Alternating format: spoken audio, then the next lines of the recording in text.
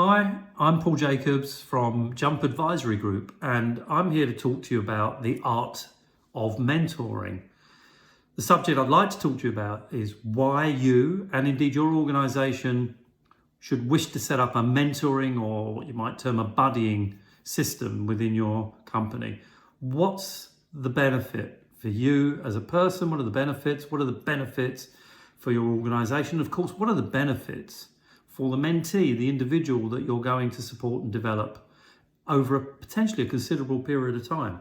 The first thing I think you need to think very hard about is, what's your motive? Why would you want to be a mentor? What's in it for you? I can tell you now that it's certainly not about financial gain. What this is really about, from a personal perspective, is wanting to pass on knowledge, experience, wisdom to an individual that you work alongside. Maybe not even in your same area, but somebody who could generally benefit from your advanced knowledge and experience of a certain situation, skill set, the organisation, or indeed the industry that you're involved in. And I think you've got to look at this from the perspective of gaining enormous pleasure and fulfillment from guiding and supporting and helping to develop that person. This is absolutely about helping to develop future leaders, to coach future leaders. And you, what's in it for you? Well, you have to be selfless. You have to be prepared to dedicate yourself to the success of the other person. This is, after all about them and not about you. It's all about you passing on knowledge and information, being supportive, being a guiding influence, being a guardian angel. That's what this is absolutely all about. And you have to participate in this relationship in a very tangible fashion. You have to be involved with that person and instrumental in helping them to fulfill and reach their potential. Maybe even getting an individual not only to your level, but potentially even above you. Who knows? Perhaps this person you're mentoring may eventually be your boss. You've got to have the available time. It's not a huge amount of time. Typically, it'll be a couple of hours a month. And odd calls, odd meetings from time to time. And you've got to be obviously patient and supportive, providing emotional support. And very importantly, you have to be utterly neutral and non-judgmental. What's the end goal? The end goal for the individual that you're going to be working with? Well, I think that all depends on their own opinion. Where do they want to go? This is not about where you would like them to go in terms of their career, but where they want to go. So understanding what their dreams, then their goals, their aspirations are, and what kind of time frame we're looking at here over the next 12 months, the next 2 years, 3 years, or beyond. What's the time frame? Is it a reasonable time frame? Are their expectations reasonable? Are the targets that they're going to set with you stretch targets? Are they going to be fairly challenging and fairly difficult to attain? It certainly shouldn't be easy targets. The whole point here is to really push somebody in the nicest possible way to really stretch and develop their potential. We don't want to make it too easy. Equally, we don't want to make it too ridiculously difficult. But it's absolutely about them, as I've already said, and not about you. But it's also about the future wealth and health of the business that you work in, because clearly developing colleagues to develop, to move forward, and ultimately gain more experience and ability will be of enormous benefit to your organisation. And by the way, it cannot harm you as the mentor. You will certainly gain kudos and praise from people around you, not least your bosses. But please don't think of this as something that will give you personal financial gain. If that's your motive, don't do it. This is not about financial gain from a personal perspective. This is all about giving of yourself, giving of your knowledge, and making sure that you're there for the person that you're trying to assist. So really, in advance of the very first meeting that you have, you want to try and find out a little bit about this person without being too intrusive. So have you seen their CV? Do you know how long they've been in the organisation and how their career has developed during the time they've been with you, and indeed with previous employers? Where is that information? Maybe it's with HR, perhaps it's with your boss, maybe you already have it. What do you know about their background? Clearly, social media will help you in that pursuit of information. And so look at their career history, their backgrounds, try and find out something, that, again, without being too intrusive, about their personalities, their home lives and so forth. What are their dreams and goals? What do people tell you about that person? Try and do it discreetly, obviously. So I think it's about trying to get a feel for the person before you sit down with them without forming any hard views about that individual. What personality type does this individual have? Do you have access perhaps to any psychometric tests they may have done when they joined your business? Obviously GDPR and data protection, I should mention, is something that's important here. So now you've gathered some information, you're in for your first discussion with them, and you're going to set the scene in that very first meeting. This is a confidential situation. You make it plain to your mentor, that this is confidential between you and that person. What you talk about stays in that room.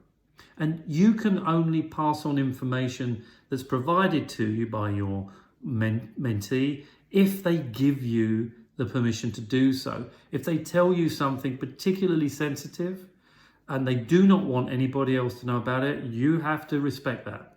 So make it very clear to that individual from the very first time you meet with them that this is going to be a very open relationship that you're going to develop with them, but it's entirely confidential, and spell it out very clearly. If you don't want me to talk about our conversation, then you have my absolute word that I will keep our conversation secret. If you breach that confidence, that trust, you will never get it back. So it's very important. In fact, it underpins absolutely everything you discuss going forward. The more they trust you, the more they will open up to you, and the more you can then help and support that individual. If they're going to provide you with their innermost concerns and thoughts, they have to feel utterly comfortable with you. And you're going to go through a process over a period of time where people will open up, they'll vent from time to time, they'll be happy on other occasions, but they will most certainly let you into their personality, into their world, if you like. And your job is to listen very carefully, engage with them, and if necessary, get them to express to you exactly how they're feeling. In this situation, in this relationship, you have no authority over them. You're there to support, to counsel, and to provide emotional support to that person, particularly in the coming months and years ahead as they go through what you might term growth pains. In order to be a role model, to be a mentor, you need to earn trust. Mutual trust, in fact. There has to be trust between you. They have to trust you, you have to trust them. That in turn tends to develop respect. And I think mutual is the operative word here. If there's no trust here, this relationship is simply not going to work, and one or both of you need to part company. And it may be, in fact, that you're not desperately well suited and that somebody else might be a better mentor, or you in turn might find a mentee that perhaps is a better match to you. You can't push that person to perform and behave at a higher level if you fail to lead by example. So if you're going to be a mentor, then you have to be a role model to that individual. There's no point in asking that individual to provide evidence of improved behaviours and values if you yourself are not demonstrating those values and behaviours. And I'm certainly not suggesting that you have to be some angel, some paragon of virtue, but you simply cannot ask people to perform at a certain level in terms of their attitude, their behaviours, their moral compass, if you're not prepared to be judged by the same values. So it's pretty important to be able to demonstrate that. And remember something here, very important: if you're senior, managers have staff, leaders have followers. And your job here is to be an influencer, to provide outstanding counsel, to be an expert, and I suppose to be a teacher. It's about their aspirations, their ambitions, and their dreams. It's not yours, not your ambitions, dreams, aspirations, theirs. You're not there to try to get a mini-me, to try to get a duplicate of who you are. That's not what this is about. What this is about is getting that individual, the person that you're mentoring, to become the best that they can be, to use the cliche. What do they want in their personal lives? What do they want in their careers? It may not be what you want, but if that's what they're after and that's what they want to become, then it's your job to help them to get there. And you may find, as you start to get to know that individual, a lot about their backgrounds, their childhood, their experiences outside of work, the influences that they've had from a socialization perspective, because those things will have a large bearing and influence on their attitudes as they grow, as they develop. And it's important for you to understand that. It's often difficult to actually distinguish and separate their personal lives and their work lives. People have baggage, don't forget. We all have baggage. You can't grow and develop as a human being, both personally and at work, without getting baggage. If you've got no baggage by the time you hit your middle years or beyond, then frankly, you haven't lived a life. We all have them. Your job is important here. It's not to judge people, it's to help people. And very often you'll hear people talking about their experiences, good, bad, and indifferent, and they will reflect often your own. So you can provide empathy to that individual. You've been there, you've experienced it. And if that happens, that's great for your mentee, because you can talk about how you've come through those experiences, how you've overcome those tough times, those challenges. That means a great deal to people, to know that you've been there yourself. You've come out the other end successfully. It's far better than reading it in a book or listening on some form of audio book. So help them to imagine what success looks like for them. What does their future look like? What do they want to achieve? And as I said earlier, what are the time frames that they're expecting to get that level of development and success? Are they being reasonable? Try and understand in terms of their self-esteem. How do they feel about themselves? Are they confident? Are they courageous? Are they ambitious? Do they suffer from imposter syndrome, which of course is something that a lot of us suffer from? So I think to try to understand their traits, try to get to know them, really understand them as a mentor is essential. This is something else that you need to be providing, and that is emotional intelligence. And I think for us recruitment people, emotional intelligence, being an active listener, is part of our profession. So it shouldn't be too difficult using the usual open-ended questions when you're talking with somebody. How, what, which, why, where, and when. Funneling questions. You've got to demonstrate empathy, perceptiveness, sensitivity, active listening skills. Explore emotions, their fears, their suppressors. What's holding them back? These things are important to try to bring out in your conversations. And really your job here in these meetings, as I've already said, these confidential meetings with no disturbances around you, door closed, mobile phones off, computers down, is to basically open your ears and close your mouth. Your job is to ask as many questions as you can and try to understand what's going on in that individual's lives and what their thinking is. Help them to figure out too what their problems are, and ask them in a lot of different ways to try and figure out their own solutions. You're not necessarily there always to give them the answers. Your job indeed is to get them to figure out their answers. You should be there as a confidant and somebody that reaffirms that they're making the right decisions most of the time. And when they're not, then clearly as a trusted advisor, your job is to give them the right guidance to help them to move successfully in the right direction. Your body language in these meetings becomes very important.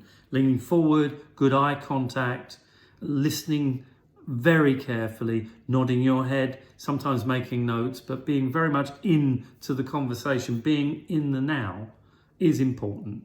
Your tone of voice is also extremely important. Softly spoken, intent questions, listening, smiling, all the things that you would hope that somebody would do for you if you were on the other end of this experience, which may well be something that you would like for yourself. So endless open questions, and listen, and listen. And then it's about sharing your experience and your proven knowledge. And this is often where the I've been there and bought the t-shirt adage comes in. As I already said, if you can pass on personal experiences challenges that you've been through, be descriptive about those things. I think those things are enormously helpful for people. The fact that you've done it and they're listening and learning from that is something that people truly appreciate.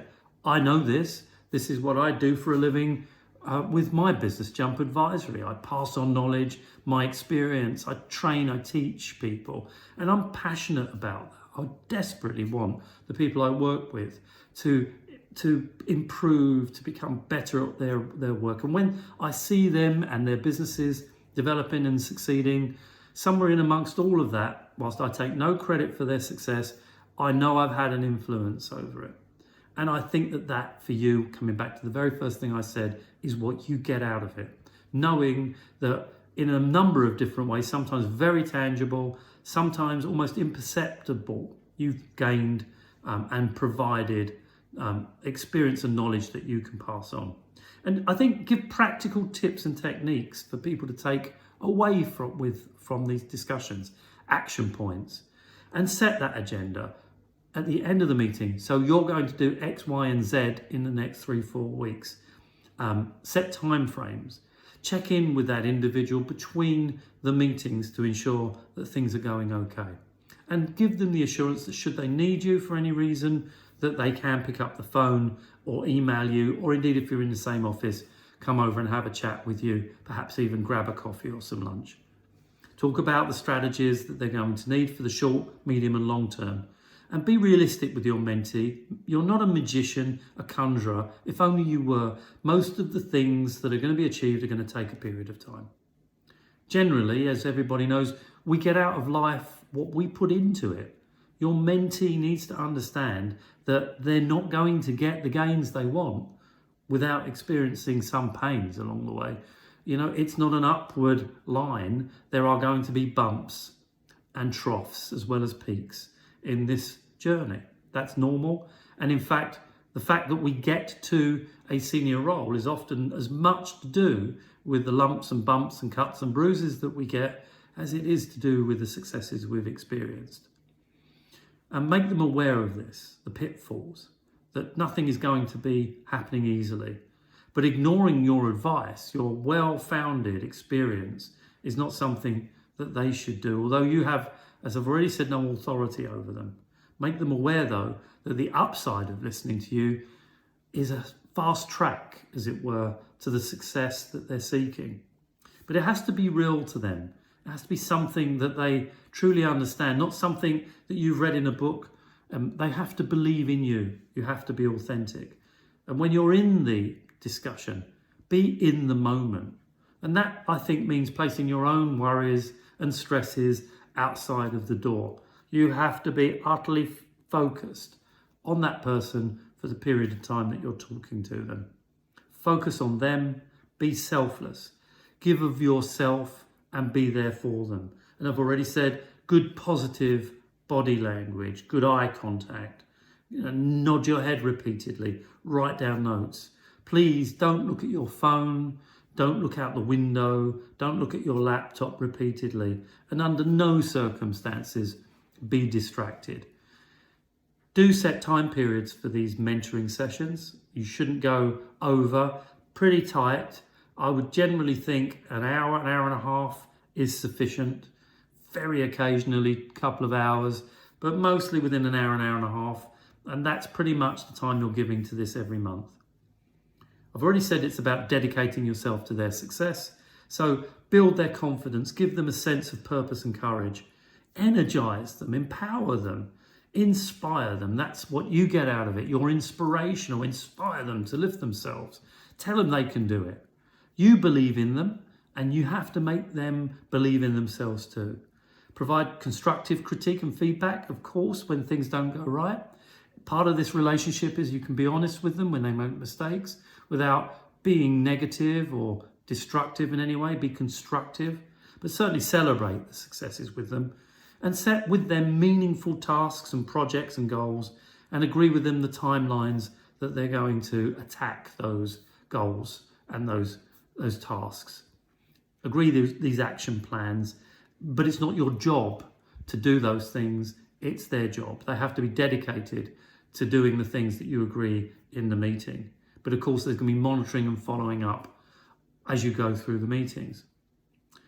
What training and development do you need, of course, to do this? You might want to have a mentor yourselves. In fact, personally, I would advise you to have a mentor.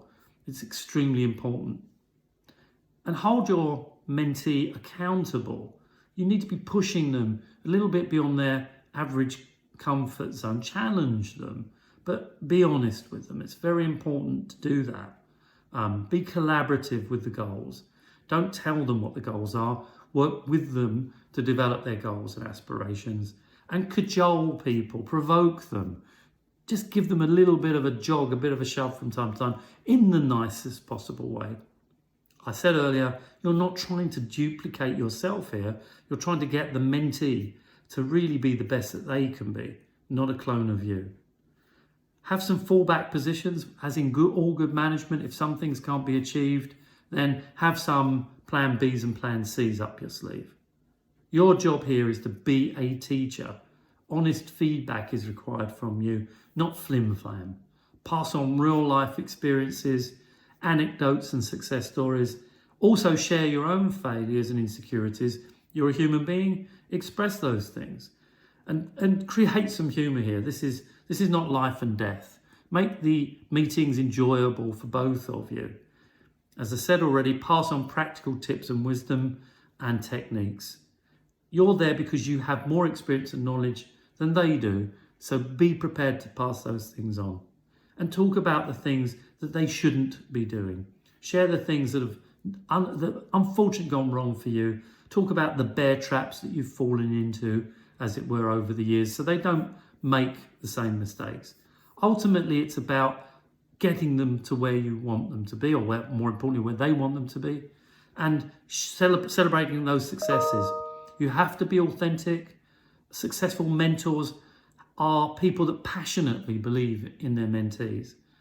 Be there for them, particularly during the tough times. Be strong, be supportive, share in the pleasure, as it were, of their personal growth. Take some quiet pride from the fact that their development, to some extent, has been down to the support and the help that you've provided to them. And understand that ultimately, when they get where they want to be, that you had a big part to play in that. Being a teacher is really important. We will remember great teachers from our youth and the impact that they had on us. Whether they knew it or not, they helped to shape our lives. And your job as a mentor is to do precisely the same thing for your mentee.